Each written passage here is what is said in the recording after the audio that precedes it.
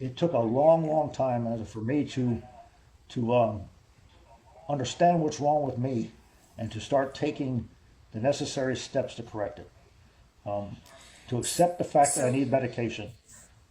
yes. But So when that's happening, do you feel like a 3-year-old with your emotions out of control, or do you feel like you're in complete control? I'm at zero control, and I know it. And it's Do you, frustrating because I'm do trying to you, talk to myself, trying to talk myself down while exploding at the same time. I'm telling myself, "Oh my yeah, God, you're flipping out. What is wrong with you?" Simultaneously, I'm flipping out, and that through all the cognitive processing therapy, the EDRM, the eye yeah, movement therapy, the yes, meditation, all the millions of programs I've been through, anger management, everything else, breathing yeah, techniques, all these other grounding techniques, they're all worthless when my rage comes on. They all go right in the garbage can. The only thing this person can do right here is disengage. If it was happening yeah, right here, you were in this room with me, I got to go out the front door. I got to go out the front door, I got to yeah, take a walk. And I'll come back in about 30 minutes and I'll be calm as a yeah, cucumber. In fact, I'll be on the downside yeah, of the emotions. I'll be lower than I was, and I'll be apologizing to you and trying to explain to you how why? irrational my behavior was while you look at me like I'm a terrorist. Most people that, Mm, the last two physical relationships I've had with a lady in my life, both ended at about the mm, 3 month mark, ironically. And they both ended because they were terrified of me. They left because they were terrified of me. And I never they touched them. saw that. But they saw the rage. They They saw saw it it, and they're yeah. terrified of it. And both of them, number one, I tell people before they get in a relationship with me, this is what you're dealing with. Yeah, Both of them felt they can handle it. Both of them talked to me about their backgrounds and how they had worked with people yeah, and they had been around people that did this and did that and they thought they would be able to handle it. And I said, you don't it's understand. not, It's different. it's not the It's very same. different. Yeah, it's not It's the not same. the same. It, But until they rage is saw it for not the same. themselves, no. Until they saw it for themselves, and then next thing you know, in the one particular case, it happened about a year and a half ago here in South Carolina. It happened at a hotel room, and I have no idea what it was about. I mean, I think about it eventually, but I don't recall really. But I know I flipped out, and she was sitting over here in the corner, and I was losing it. I mean, I am losing it. I am yelling, screaming, sweating, and she's trying to talk, and I'm telling her, stop, please stop, just stop, please stop. I'm trying to get her to shut up completely, which she didn't have any reason to have to, but I was trying to get silence out of her so I could try to get a grip on myself as I got worse and worse and worse. And at one point while I'm telling her, trying to tell her to shut up, I grab this big wooden heavy chair that's in the room and I throw it all the way across the room. It hits a door, shatters, falls to the ground. Now she's scared. I see fear in her eyes, and I go out the door. I took off. Eventually, I came back, like I talked about. And I sat with her and I said, I'm so sorry. I was wrong. Nothing you did Yeah, caused that. Nothing you said made it worse. You didn't do anything wrong. Now you've got to see what happens to me. And she asked me in that conversation, she said, can you promise me you'll never put your hands on me? I said, absolutely, I cannot. I wish I could. This is a very emotional moment. I have tears in my eyes. I'm falling of apart. course. Yeah, And I'm telling her, I absolutely can't. And she goes, what do you mean you can't? I said, I'm not in control at that point. If I was in control, I wouldn't be disabled. If I was in control, I right. wouldn't be 100% disabled. They have put me Yes. in a category over here saying, you have a problem that's not, if it was manageable, if it could be treated, if it could be cured, if it could be medicated to a point where it doesn't ever show its face, then I wouldn't get this check every month. Believe you me. One thing about the United States military, the Veterans Administration, for all the branches of Yeah, service, they they do don't want not you give it on their away. books. They don't want you on They their don't books. want you on their books. No, If they could get away with not paying me or paying me less, they would be very happy. I just got absolutely. run over. I recently just got run over. It was a whole other story. Yes, And that's crazy. one of my bills, just one of my bills the other day came in the mail. One of them I was saw about that. stacked this hard, but one of them was 800 and some thousand dollars. Yeah, I saw that. Eight That's hundred and eight insane. hundred and twenty some thousand some odd dollars. No, The total bills were over a million. Believe me, if the there's VA did not have to pay those, they wouldn't be paying them.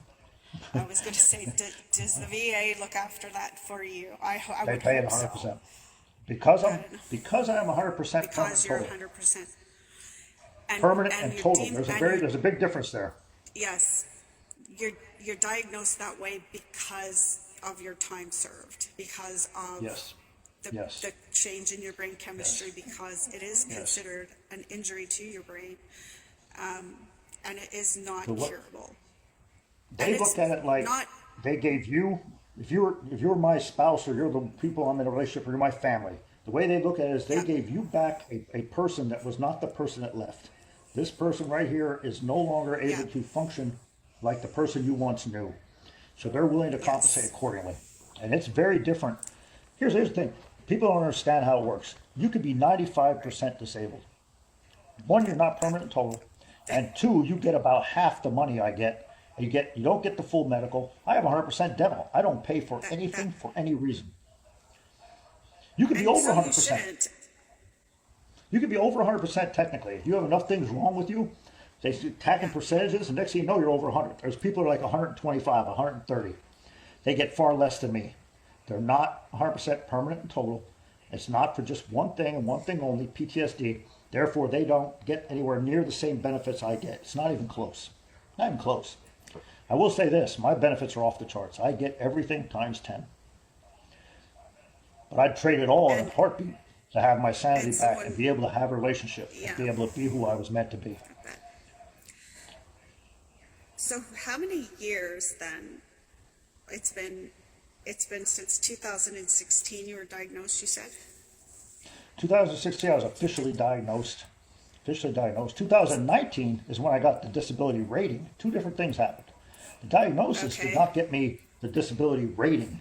I was not 100% permanent and total until August of 2019. In So then 2016, they, I was diagnosed. For 3 years, I was just out there flapping with the diagnosis in my records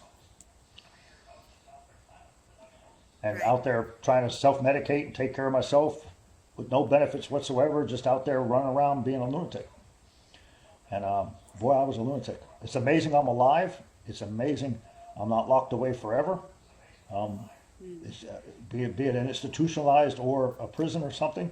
It's just all There's a a reason. blessing from God that I'm here. Oh, I know that. Yes. I try not I to know you do. come heavy with the faith and my belief that I have a purpose and that Do as God heavy has as a you plan for like. me. You, But yeah, that's my absolutely. thing. I know the Lord has a purpose for me. I Yeah. know that I am here now speaking to you all because it's right where I'm supposed to be, doing right what I'm supposed to be doing, and I'm blessed to be able to do it. The Lord has brought me back from what most people would have checked out from innumerable times, including just 2 months ago when I was ran over by an F-350 dual axle pickup and broke 16 Jeez. ribs and amputated toe and two other broken toes and and severe hematoma down my leg. I still got bone growing on both. They can't believe my leg didn't break in two places, but it's Goodness. still mending. 7 stitches under my chin, staples in my finger, everything all over, So collapsed much lung. damage. And and 2 months later, I'm sitting here with you, having went to the gym earlier today, Amazing. able to start working out again. The doctors are amazed. The Yeah. surgeons are amazed. They say I'm healing at twice the rate of what they would have expected, at least, if not more. And I know it's because two things happened. One, I was put on pause. I was starting to get Yes. out there and do things that led me down a road of trouble before. And and I was put on pause.